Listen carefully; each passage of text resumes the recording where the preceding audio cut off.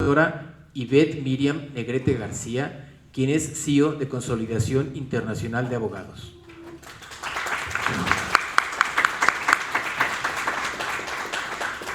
El doctor Ricardo Amezcua Galán, director general del Instituto de Estudios Judiciales del Poder Judicial de la Ciudad de México. Muy buenas tardes.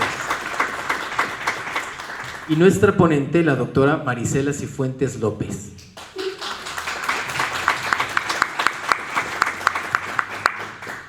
A continuación, se cede la palabra al panel para la presentación formal de nuestra ponente. Pues les damos el gusto, les damos las gracias por estar aquí.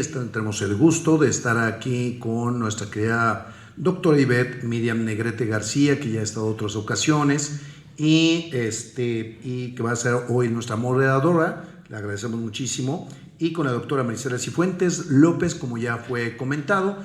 Les agradecemos los que están aquí en forma presencial y a los que están en línea. Pues un poquito más tarde ya les daremos algunos anuncios interesantes al final, y los que gusten al final de la ponencia, si gustan pasar para la fotografía también oficial aquí del evento, se los agradecemos. El que no, sin ningún problema. Bueno, pues bienvenidos, bienvenidas a todos, y vamos a dar inicio. Y ahorita va a leer el currículum la doctora Ivette Negrete de la doctora Marisela Cifuentes. Por favor, doctora. Muchas gracias, doctora Amezcua. Muy buenas tardes a todos y a todas. Así es el currículum de la doctora Marisela Cifuentes López.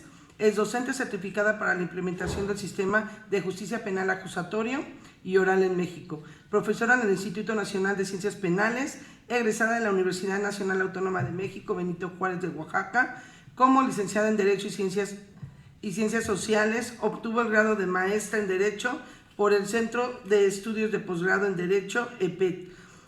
Tiene el grado de maestra en Ciencias Penales con especialización en Ciencias Jurídico-Penal por el INACIPE. Obtuvo el grado de doctor en Derecho por el Instituto Universitario de Alta Formación. Perita en Criminalística, con varios cursos y especialidades en teoría del proceso, en derecho procesal penal, civil, mercantil, en juicio de amparo, en el Centro de Estudios de Posgrado en Derecho, EPET. Acreditó el diplomado de trata de personas, justicia restaurativa, cursos de destreza de litigación oral, técnicas avanzadas, esto en la Procuraduría General. Ha tenido diversos cursos como el de estrategias de litigación por la Universidad Interamericana de Puerto Rico y Consejo Mexicano de Sociedad de Estudios Internacionales. Miembro de Defensores Penales con sede en Buenos Aires, Argentina. Actualmente es postulante de la firma legal Fuentes y Asociados.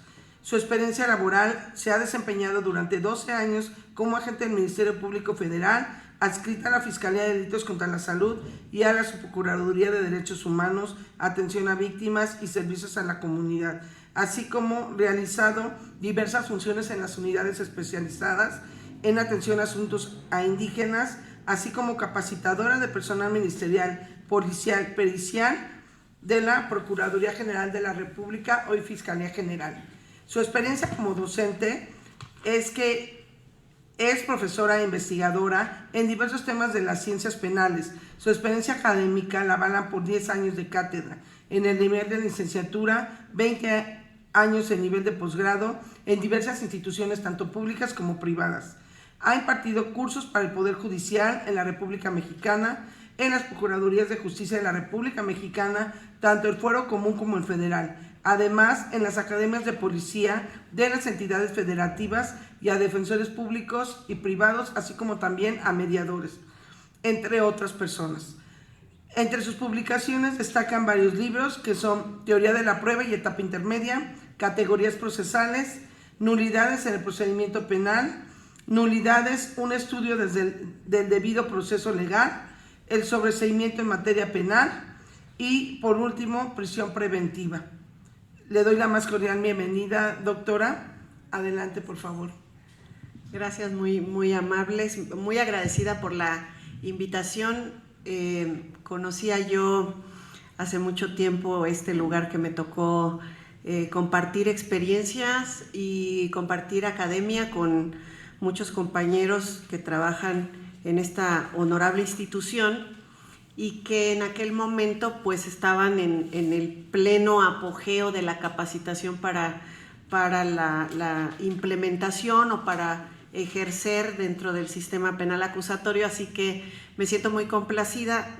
Todavía no tengo una explicación de por qué pasó tanto tiempo para que yo pudiera regresar aquí, pero espero que no sea la última ocasión que nos veamos, así que estoy ya como que comprometiendo la invitación futura, pero muy encantada de que me acompañen y sobre todo con un tema que yo hace unos momentos mencioné, que me parece sumamente importante, porque aunque suele hablarse de estos conceptos de requisitos de admisibilidad y procedibilidad como parte de la teoría general del proceso, pareciera un tema de libro, la verdad es que tiene un impacto impresionante en las cuestiones prácticas.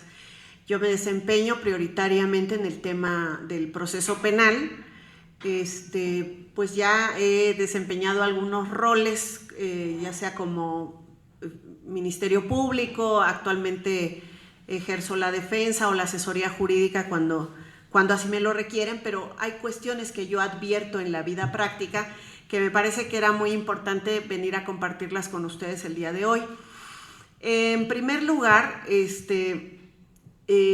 comentarles que parte de la experiencia que he adquirido con los años me da la oportunidad de traerla a las aulas o a los foros donde comparto información con mis colegas, y siempre empiezo con anécdotas, siempre empiezo con algún caso práctico.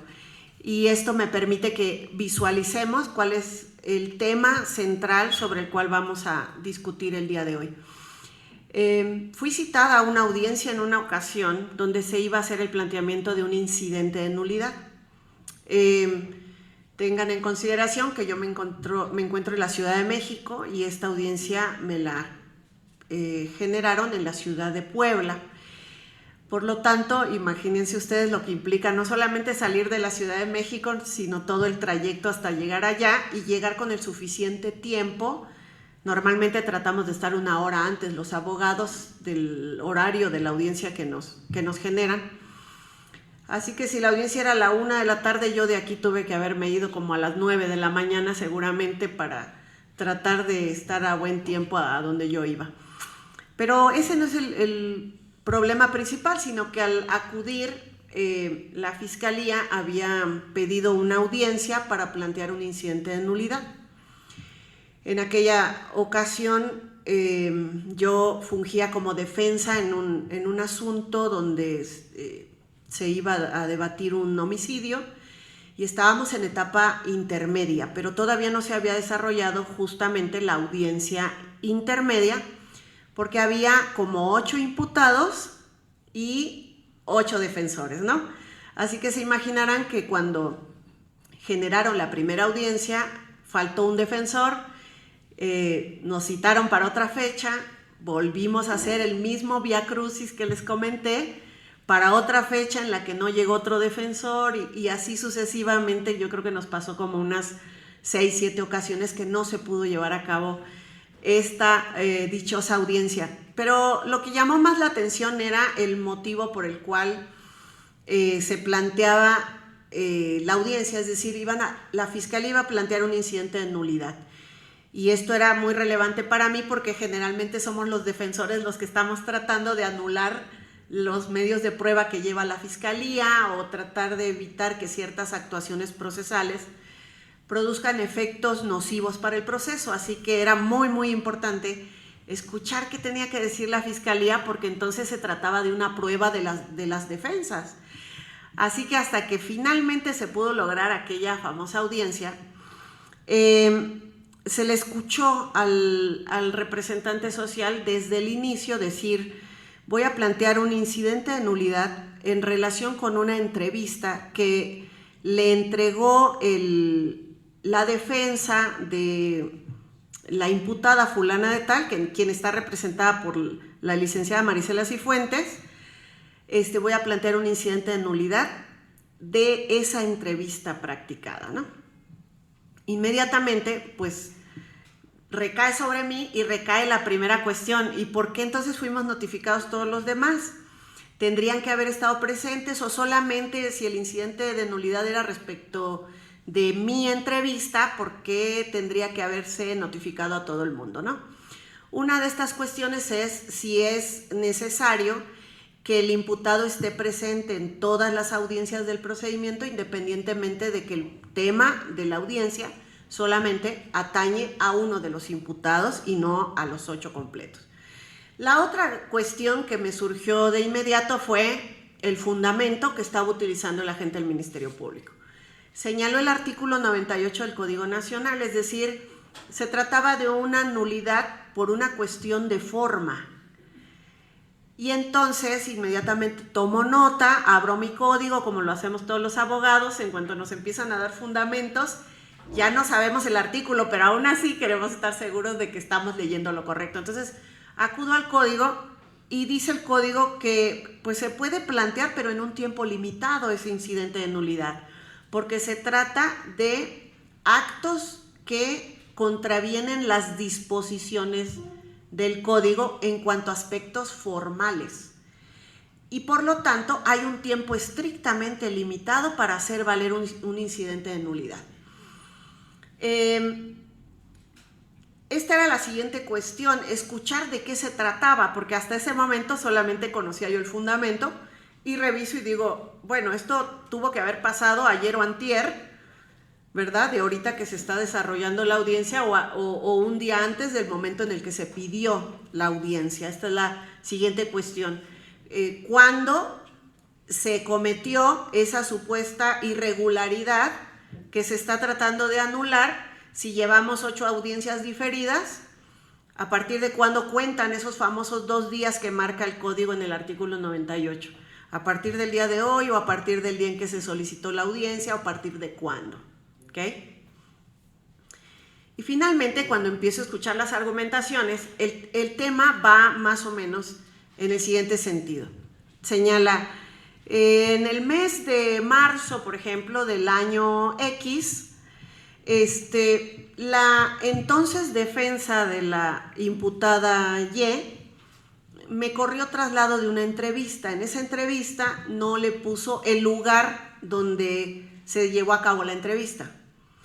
Esta es una cuestión de forma, pero dice tiene que ver con un principio de igualdad procesal, que si la defensa hace entrevistas, las tiene que hacer siguiendo los requisitos del artículo 217 del Código. Es decir, en el 217 dice que la policía y el Ministerio Público, cuando hacen algunas diligencias o algunos actos de investigación, por ejemplo, entrevistar a un testigo, pues el policía debe de levantar un acta de entrevista en la que debe de asentar lugar, fecha y hora en la que se llevó a cabo esa entrevista, así como el contenido de la entrevista, y luego debe de obrar la firma de los que intervinieron en ella, es decir, el entrevistador y el entrevistado.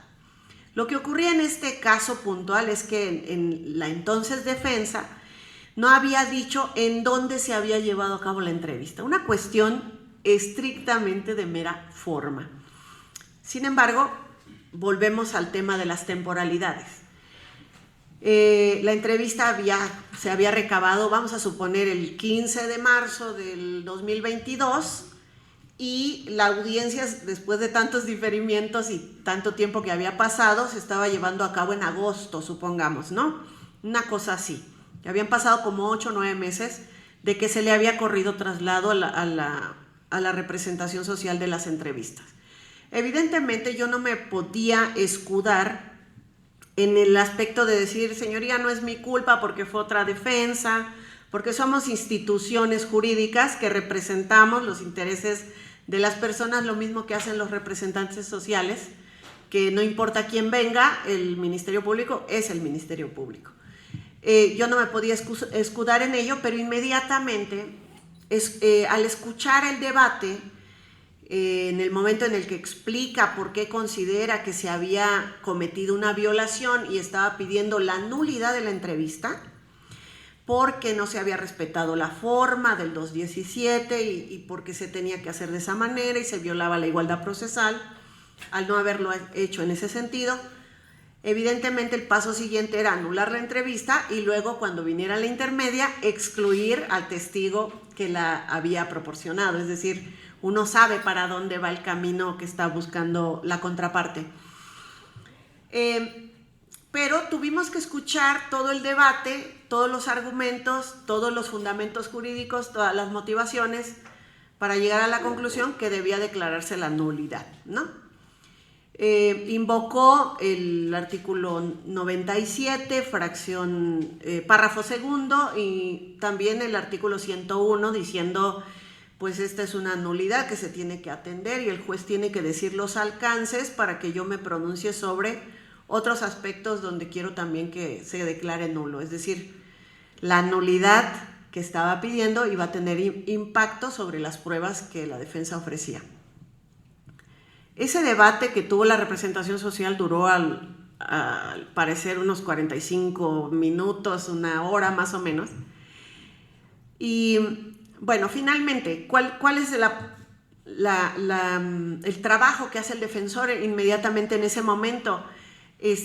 Razonamiento sobre requisitos de admisibilidad del incidente que está planteando.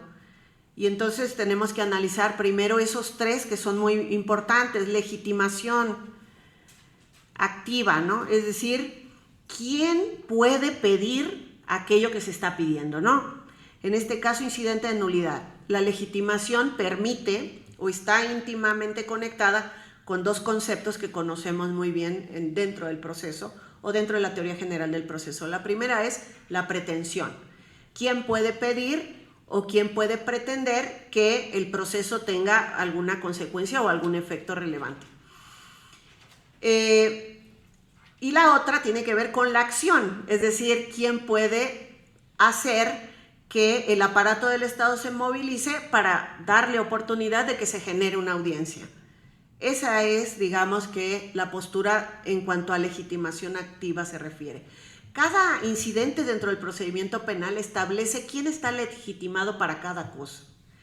Y este dato tiene que ser sumamente relevante a tal punto que quien plantea una audiencia o solicita una audiencia tendría que hacer desde el escrito en el que hace su planteamiento o su solicitud de audiencia, desde ese escrito ir señalando que está legitimado para hacer la petición. Es decir, Marisela Cifuentes, con la calidad de defensa que tengo en la presente causa penal, vengo a solicitar que se me señale fecha y hora de audiencia para, por ejemplo, sobreseimiento. Vamos a poner un ejemplo que no está, hay polémica ahí si es un incidente o no el sobreseimiento, pero creo que la mecánica da para suponer que se aproxima mucho a la idea del sobreseimiento, del incidente.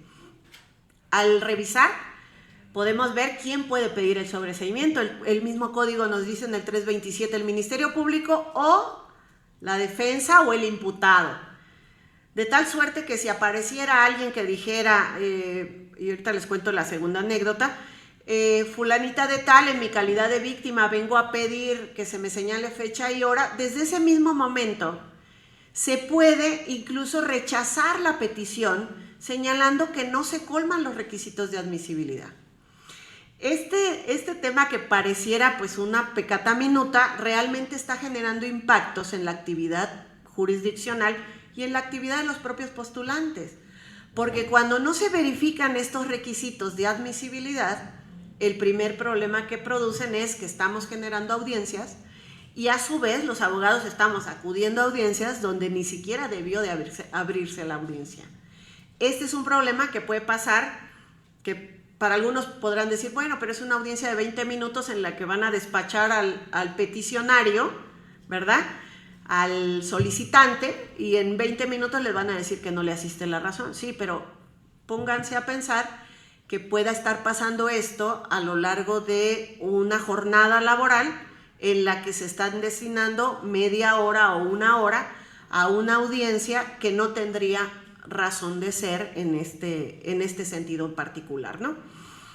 Y sobre todo con el ejemplo que les ponía, ¿no? A abogados que tenemos que trasladarnos a otra entidad para ir a atender una audiencia que no debió de haberse aperturado desde el principio. Desde que pidieron la audiencia para estos fines, el juzgador debió de haber verificado requisito de admisibilidad. El que lo pide está legitimado, esa es la primera pregunta. ¿Quién puede pedir? ¿El que pretende está justificado legalmente para la petición? Entonces, en el ejemplo del sobreseimiento, la legitimación activa es clave y ahí está acotado solamente a algunas partes procesales y no a la generalidad de ellas. Recibí hace tiempo una llamada de una persona que vive en Guanajuato y que me dijo, oiga, yo soy la víctima, quisiera una asesoría, pero no tengo para pagarse honorarios, ni tampoco le puedo decir que usted se sume o se haga cargo de mi caso.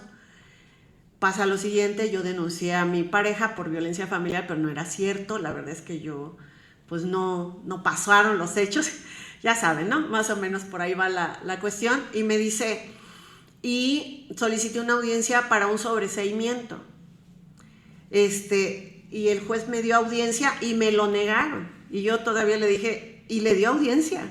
Sí, dice, nos señaló fecha y hora, acudimos a la misma, por esta justificación de que la víctima tiene intervención activa y tiene derecho, pero desde la petición o la pretensión se podía advertir que lo que ella estaba intentando o para aquello para lo cual pedía la audiencia ni siquiera estaba legitimada. Por eso cuando ella me menciona, me dieron la audiencia y me negaron el sobreseimiento, pues desde luego se lo negaron porque usted desde origen, ¿no? Por imperio de ley, usted ni siquiera estaba legitimada para haber solicitado el sobreseimiento. Hubiese hablado con el Ministerio Público, le hubiese planteado lo que usted quisiera y hubiese buscado otros mecanismos. Bueno, este es un ejemplo donde sin tener legitimación se acuden, se solicitan audiencias que no tienen razón de aperturarse. En el segundo caso, en el caso que les comentaba yo sobre un incidente de nulidad, tenemos el segundo elemento, que es la oportunidad procesal para hacerlo valer. La oportunidad procesal tiene que ver con el tiempo y tiene que ver con principios como el principio de continuidad o con aquel concepto de la teoría general del proceso que ubicamos muy bien como denominado como preclusión, ¿no? Hay actos, hay derechos dentro del procedimiento que se pueden llevar a cabo. Sin embargo, el proceso penal tiene una temporalidad y hay una razón de ser para ello. En materia penal, obviamente, el acceso a la justicia pronta y expedita, así como los límites que tienen los derechos del justiciable o las reglas propias del proceso, de que el proceso solamente puede durar máximo un año, en teoría, ¿no? En teoría, máximo un año o en su caso máximo 6 meses, dice la Constitución, ¿no? O 4 meses, creo que por ahí va. Bueno, entonces en esos temas entramos al segundo elemento. El tiempo determina también la forma en que actuamos frente al proceso. Hay acciones que se intentan fuera de los plazos que están establecidos en la ley. Y me llama mucho la atención, ustedes saben que yo he dado clases sobre múltiples temas del sistema penal acusatorio y mucha gente me ubica también por tema de las redes sociales y luego que mi teléfono es más público que los semáforos, entonces todo el mundo me manda un mensaje y me dice, oiga, tengo una duda, fíjese que llegué a juicio y le pedí un sobreseimiento a un juez, ¿no? Por ejemplo, al tribunal de enjuiciamiento. Y me dijo que sí o me dijo que no. Y ese tipo de preguntas me llevan primero al primer análisis. A ver, platíqueme su caso porque me llama mucho la atención que esté usted pidiendo un sobreseimiento de juicio.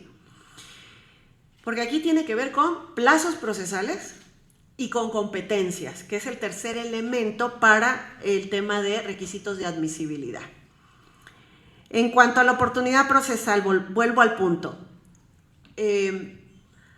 La preclusión permite que un acto procesal que estaba destinado para ejecutarse en un tiempo, finalmente se concluye ese tiempo y entonces pasemos al siguiente acto procesal. digamos que permite un orden dentro del procedimiento para que los actos procesales vayan de forma concatenada, ordenada, y comiencen en un punto y concluyan en otro. Esa es la finalidad, digamos, de los plazos y las oportunidades procesales. Algunos incluso distinguen entre preclusión, hablan de conceptos de preclusión, caducidad, prescripción, que tienen sus particularidades, y no es esta la ponencia para hablar de las diferencias, pero en materia de requisitos de admisibilidad de los actos o incidentes del procedimiento, sí me gustaría dejar claro esto. La gran mayoría de los incidentes tiene un tiempo limitado. En algunos casos, como en el ejemplo de la agente del Ministerio Público que pretendía un incidente de nulidad de una entrevista a la que a ella le habían corrido traslado desde el mes de marzo y viene a pedir su incidente de nulidad hasta agosto, evidentemente pues ya habría precluido esa oportunidad procesal para poder haber pedido la audiencia. Y esto se pudo haber resuelto sin siquiera entrar a debate entre las partes, porque la admisibilidad es un test que tiene que llevar a cabo el órgano jurisdiccional, porque si no entras dentro de los ámbitos de la admisibilidad, no puedes pasar al segundo elemento, que es la procedibilidad. En el ejemplo del incidente de nulidad por violaciones a las cuestiones de forma son 2 días, y los 2 días están a partir de que se tiene conocimiento del acto.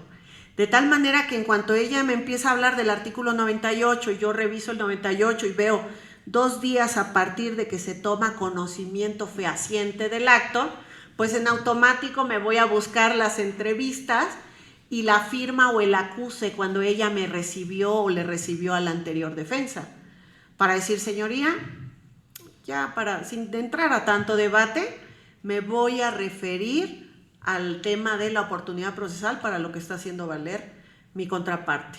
El código claramente establece esta temporalidad para hacerlo valer, ya precluyó y sin entrar a todos los otros aspectos que ella argumentó sobre la igualdad procesal y cómo eso iba a impactar dentro del juicio y dentro de su proceso, e incluso dio fundamentos de procedencia y el juez dejó correr todo el debate, ¿no? Entonces, no me quise hacer cargo de los aspectos de procedencia porque yo confiaba en el aspecto de la admisibilidad. No se colmó la admisibilidad, y esto es como cuando estudiamos teoría del delito.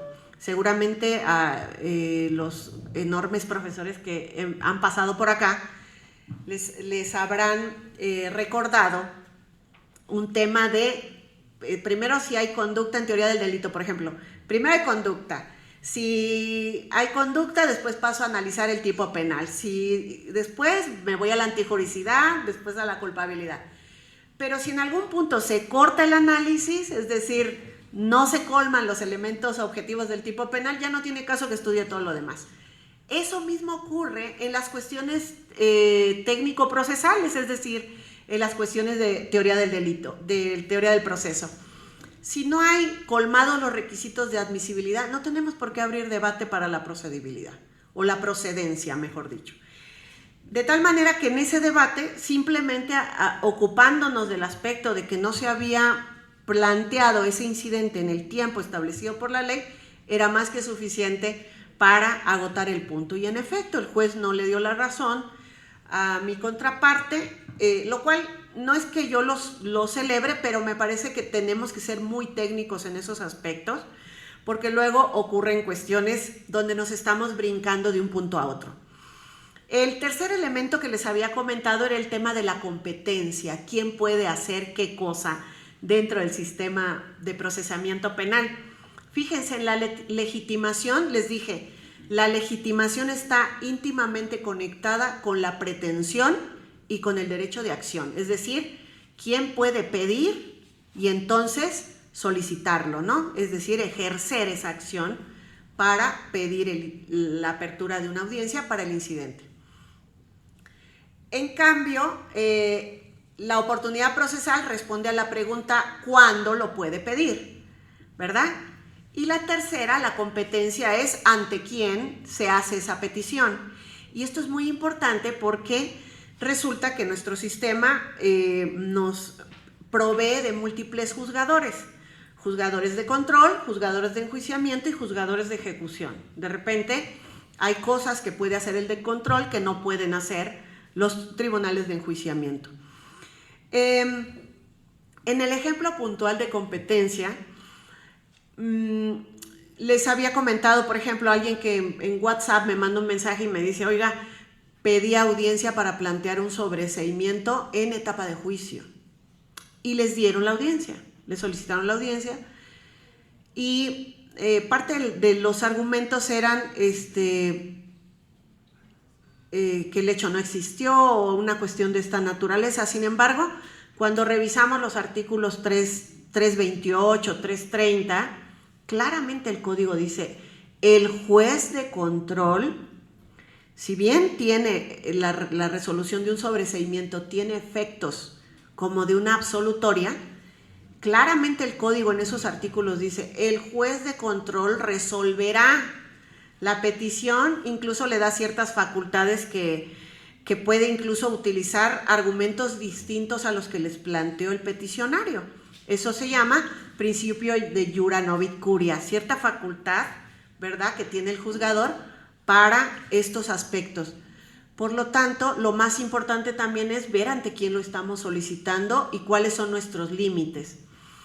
En este caso, Tribunal de Enjuiciamiento apertura una audiencia para escuchar un sobreseimiento de una de las partes y para empezar tiene una serie de problemas porque todavía no se había señalado la fecha de audiencia de juicio, sin embargo ya se había remitido el auto de apertura a juicio oral. Cuando el defensor quiso plantearle el sobreseimiento al juez de control, le dijo, yo ya no tengo la causa, ¿no? Ya pasó a juez de control, por principio de continuidad, yo ya no puedo atenderte un sobreseimiento.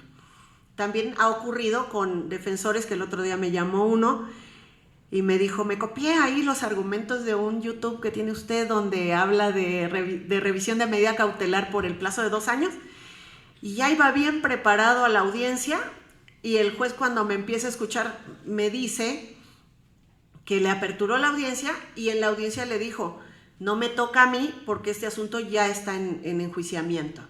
Es decir, ¿qué necesidad había del desgaste del órgano jurisdiccional generando audiencias que no va a poder atender porque no es la autoridad competente? Y esto nos atañe a todos, a los postulantes, el perfeccionar este tipo de conocimientos para hacer las peticiones ante la autoridad que corresponde y al órgano jurisdiccional para no aperturar audiencias que al final de cuentas económicamente también el derecho tiene un valor, ¿eh? Sí, imagínense el costo que tiene el aparato del Estado respecto de audiencias que jamás se van a poder llevar a cabo, que no se van a poder atender. Porque ese juzgador deja de atender otras audiencias para señalar fecha y hora para una audiencia en la que no se puede pronunciar. En este caso, el amigo de la revisión de medida cautelar, pues el juez le abrió la audiencia y luego le dijo, no soy yo, váyasela a pedir al de enjuiciamiento, ¿no? Posteriormente la pidió con el de enjuiciamiento y ahí sí le resolvió que no, por cierto, y se fue al amparo. Así que en amparo está su asunto.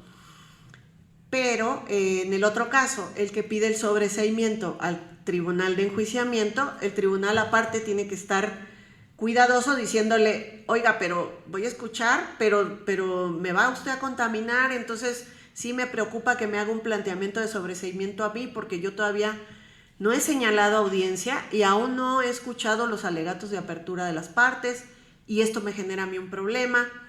Y entonces hubo un debate ahí que vi en esa audiencia que me compartieron, donde el juez quería y no quería atender el sobreseimiento cuando la discusión era muy simple. Él no es el competente porque el código claramente no faculta tribunal de enjuiciamiento.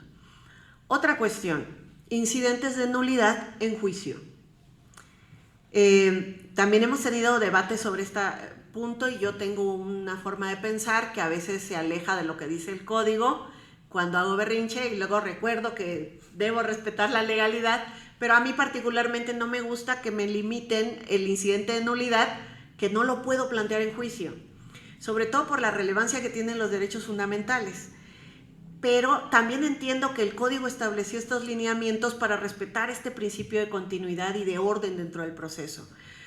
Si yo no planteo el incidente de nulidad por violación a derechos fundamentales en etapa de investigación o en etapa intermedia, el 101 del Código me dice: el Tribunal de Enjuiciamiento no podrá pronunciarse por actos que se hayan ejecutado con violación a derechos fundamentales que hayan sido previos a juicio.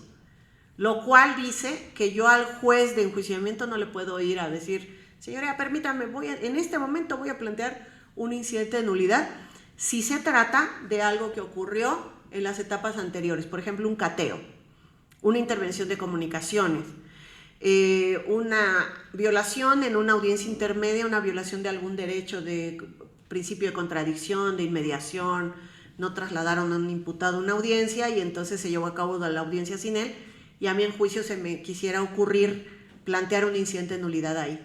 Automáticamente el juez tiene que recordar esta regla de competencia. Antes de que usted comience, ya lo escuché, ya sé para dónde va, sin embargo, desde ahora le señalo que no se colman los requisitos de admisibilidad. Yo no puedo atender a esta petición, porque el Tribunal de Enjuiciamiento no puede pronunciarse sobre esa situación en particular.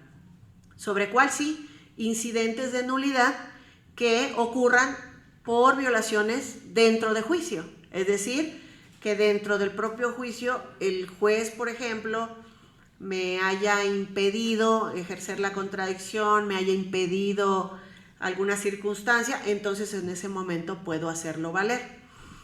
Supongamos que estamos en una audiencia, el juez se niega, mi representado tiene 92 años, es imputado de un delito de homicidio, se le piden al juzgador ajustes razonables por la condición etaria, ¿no? Aplicar ese protocolo para adultos mayores, y entonces que no haga jornadas de juicio de 10 horas o de 12 horas como a veces ocurre en algunos estados de la República.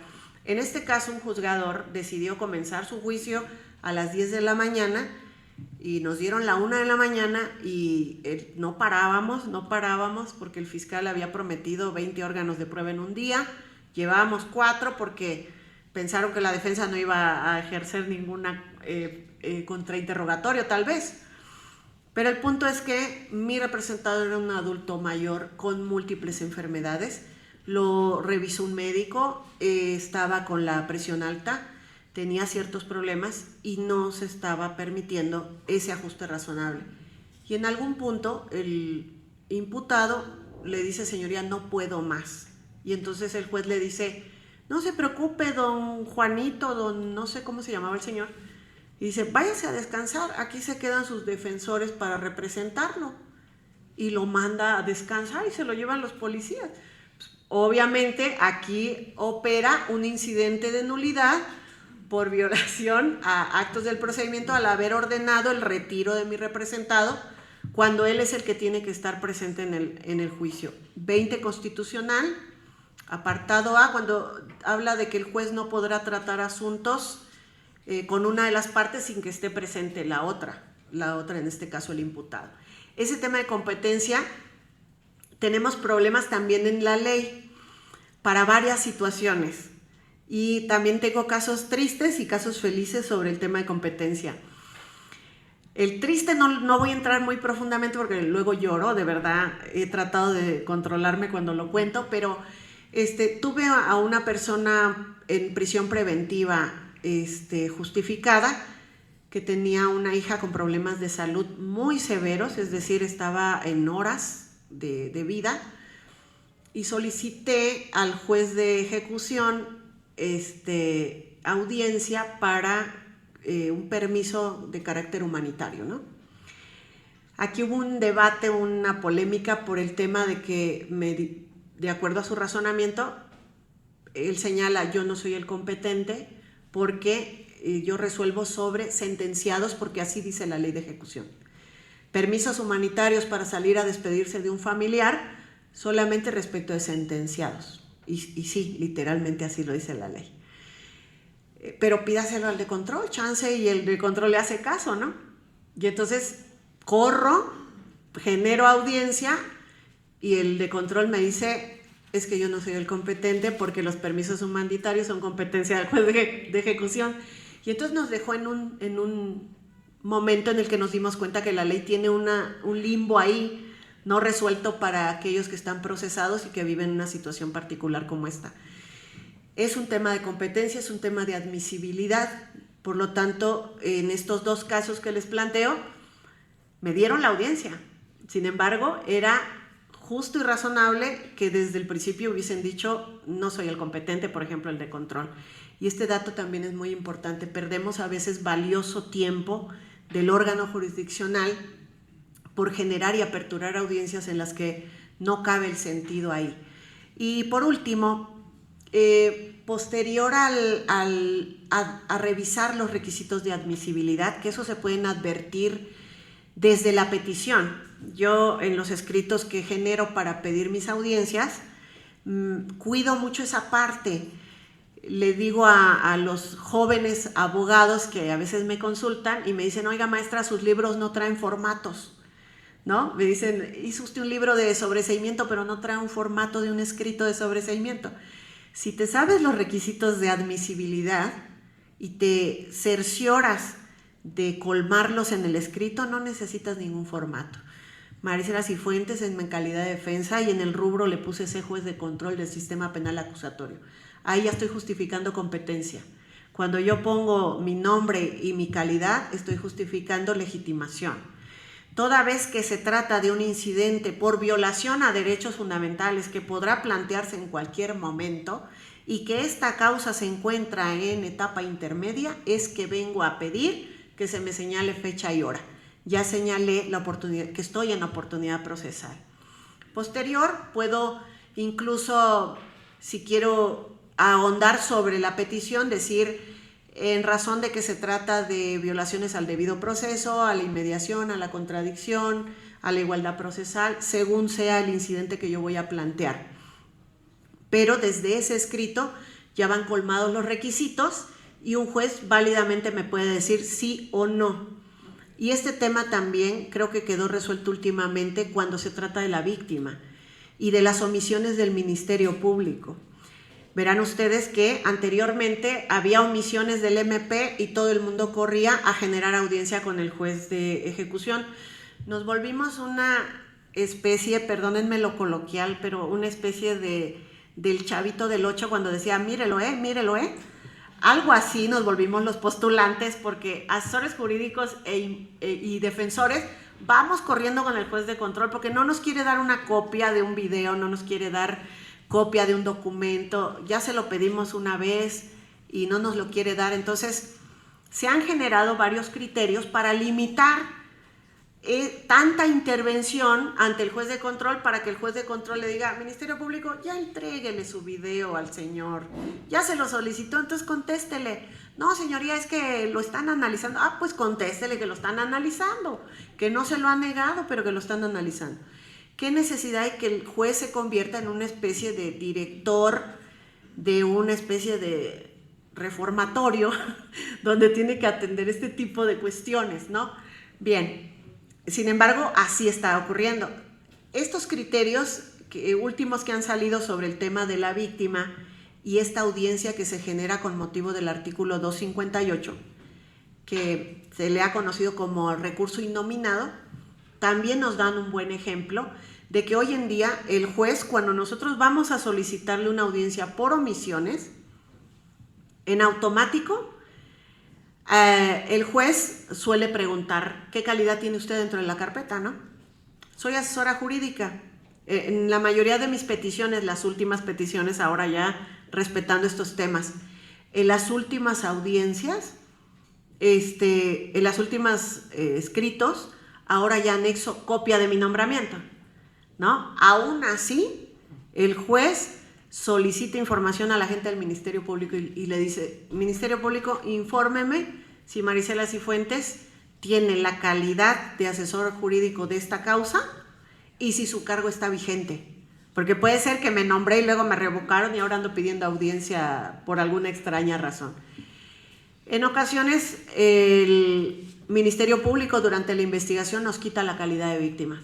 porque aparecemos en principio como denunciantes de un delito ambiental, denunciantes de un fraude procesal, y en un principio muchos ministerios públicos en automático permitían el nombramiento del asesor jurídico, pero durante la secuela de la investigación te quitan la calidad, porque dicen, no, es que es un delito ambiental, no hay una víctima determinada acá, es indeterminada o es la sociedad y por lo tanto, pues usted no tiene la calidad de víctima y ya no le voy a dar información de la carpeta, ya no le voy a dar copias, ya no le voy a dar acceso a nadie, ni le voy a informar si la voy a mandar al no ejercicio o la voy a judicializar. Y en esos casos muchos asesores jurídicos corríamos con el juez de control a decirle, dame audiencia por omisiones, negligencias o malas diligencias del Ministerio Público. Decíamos, porque ir con el juez de control es más rápido que irnos a un amparo. Entonces genero la audiencia, voy con el juez de control y ya dicta la orden, ¿no? Sin embargo, los últimos criterios pues han permitido que los jueces ya verifiquen esa circunstancia y digan, no, usted no tiene la calidad, entonces a usted no le puedo dar la audiencia. Y ojo con eso, porque si nosotros, por estar solicitando audiencia y en lo que el juez manda a preguntar si somos o no somos víctimas, se nos pasan los 15 días en los que nos notificaron que no teníamos la calidad, también perdemos oportunidad procesal para promover nuestro juicio de amparo. Entonces, este tema es sumamente relevante y hace más eficiente el actuar dentro del procedimiento. Con esto cierro. Los requisitos de procedencia, a diferencia de los de admisibilidad, sí atañen al fondo, sí generan la necesidad de un debate profundo. Los requisitos de admisibilidad son mera forma dentro de los actos del procedimiento. Por lo tanto, primero veo si los cumplo y ya después me voy a debatir todo lo que tenga que debatir en una audiencia. Si los colmé, me van a aperturar la audiencia y allá voy a ir a contarle al juez la historia de la que se queja o se duele mi representado. Entonces, ¿cuál es la metodología en la que participamos de ese requisito de procedencia? Básicamente dos. Hay que darle al juzgador los fundamentos jurídicos por los cuales se justifica la posición que nosotros tenemos, ¿no? Darle todos los fundamentos jurídicos y ahorita lo hacemos con un ejemplo. Dos, la motivación, ¿no? Que si bien son requisitos que están íntimamente relacionados con la resolución judicial, pero nosotros los abogados somos los que le proveemos gran parte del material con el que los juzgadores resuelven. Y digo gran parte porque muchas veces en la resolución el juez dice, a pesar de los argumentos de la defensa o de la asesoría jurídica, voy a resolver en este sentido, y él empieza a fundamentar y razonar.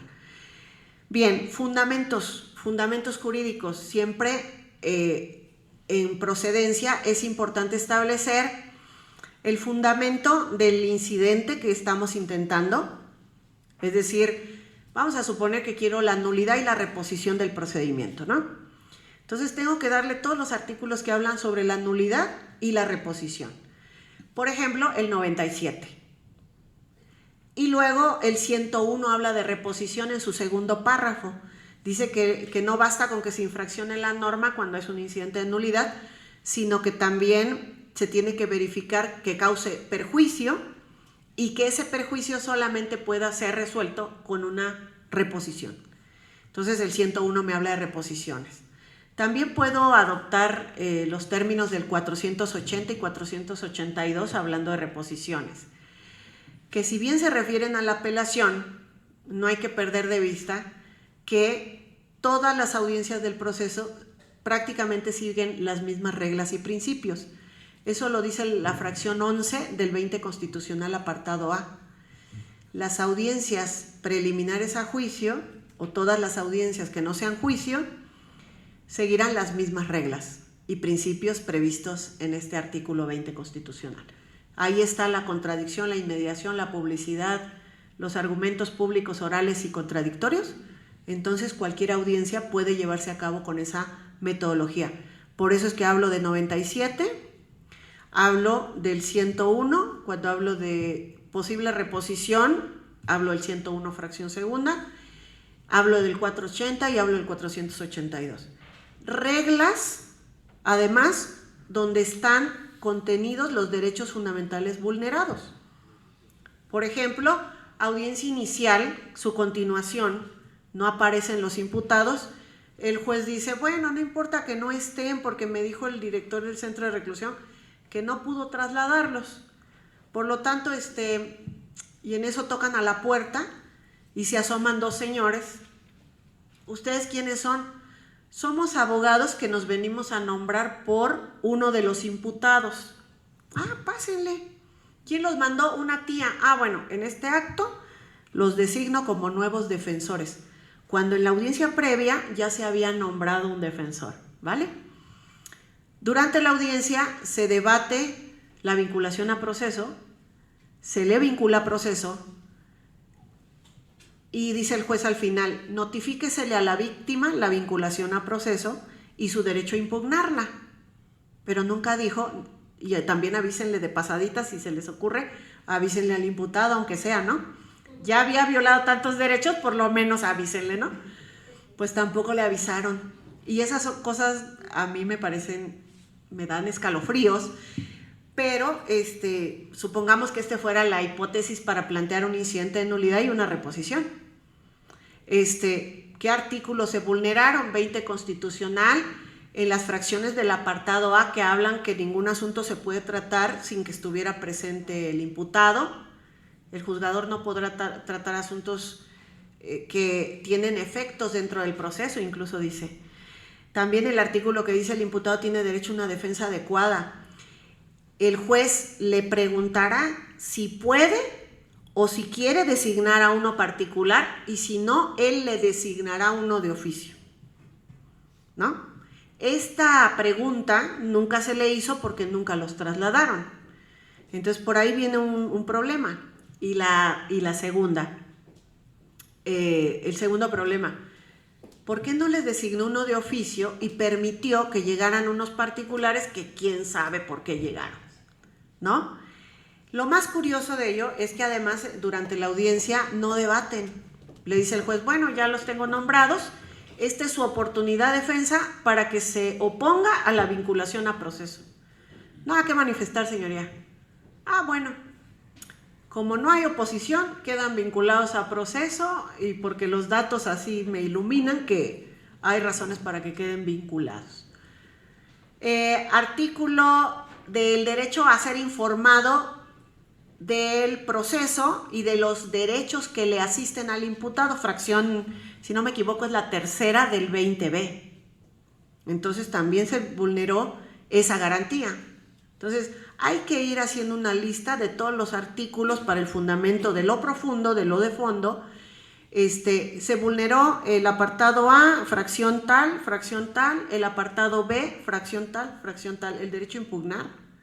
La impugnación es un derecho, lo reconoce el 460 o 462 del código, no recuerdo el número exacto, que dice el derecho a recurrir será siempre y cuando se respete el tiempo y la forma, ¿no?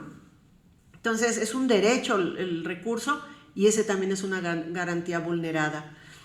De esta manera ya tenemos un bloque donde vienen los artículos que hablan de su incidente o que justifican el incidente, un bloque de los derechos vulnerados por los cuales ustedes están planteando el incidente.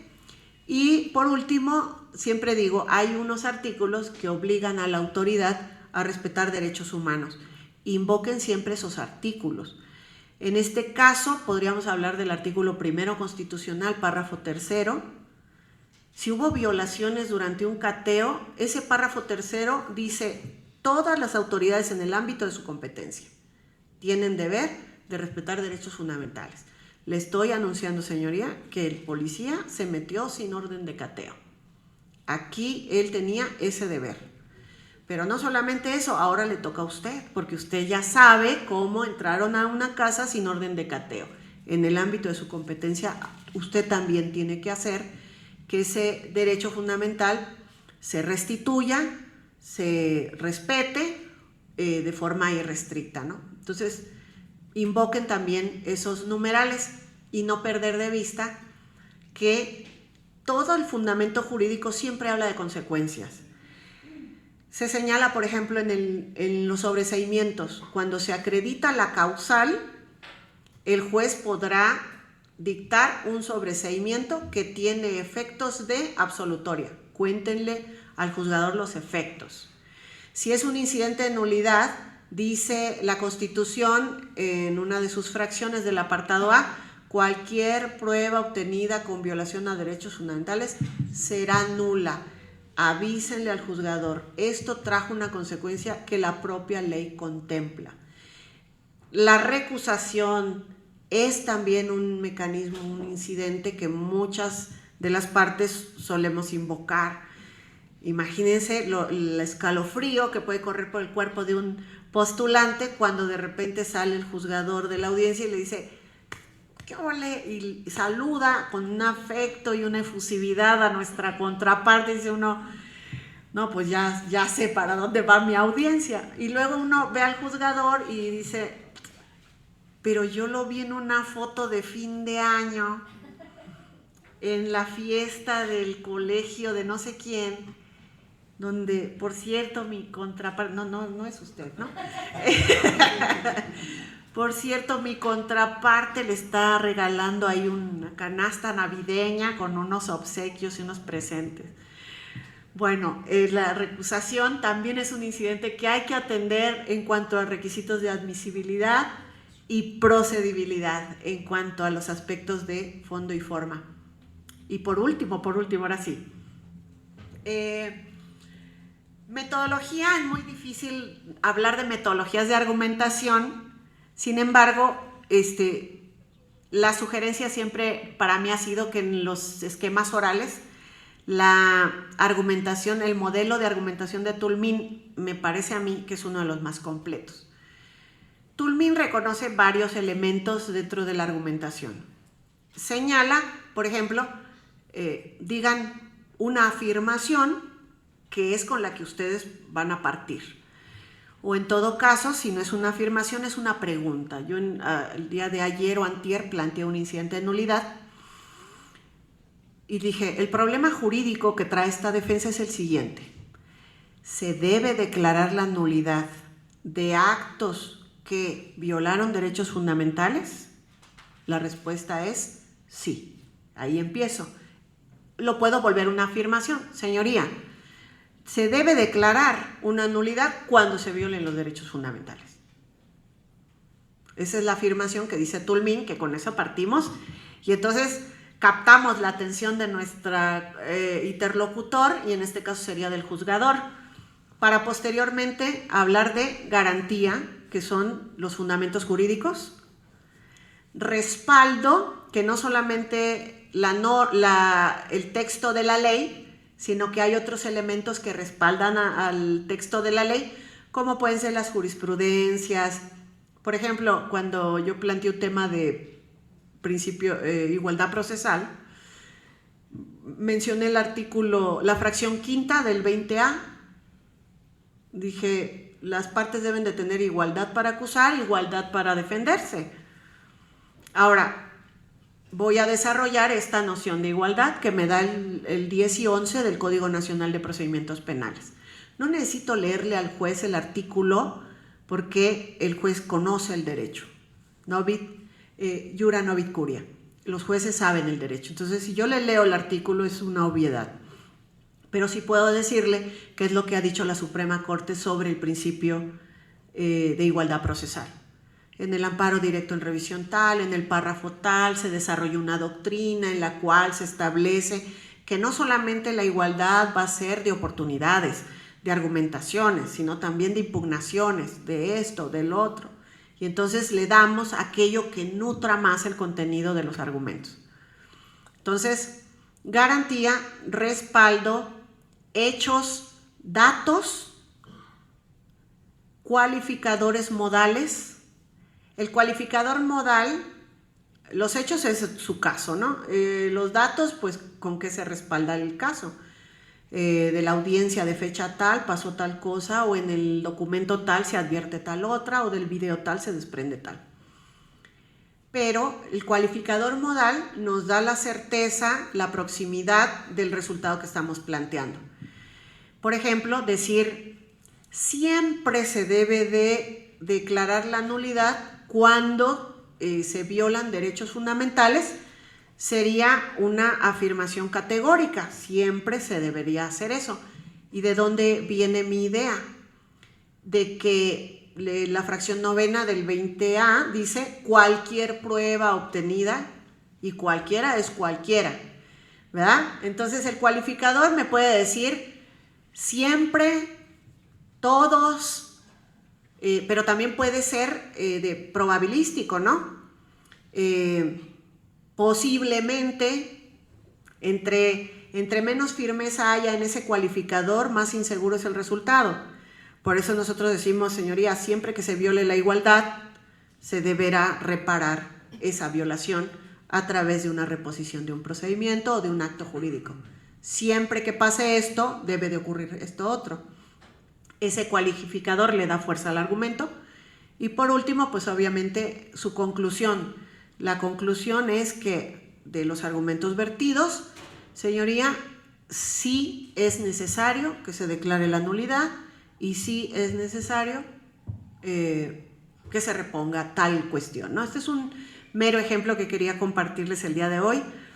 Agradecerles muchísimo que me hayan permitido venir a platicarles obviedades, pero era el pretexto para venirlos a ver y a saludar en un día tan bonito como hoy, que los veo tan de buenas, ¿sale? Muchísimas gracias a todos.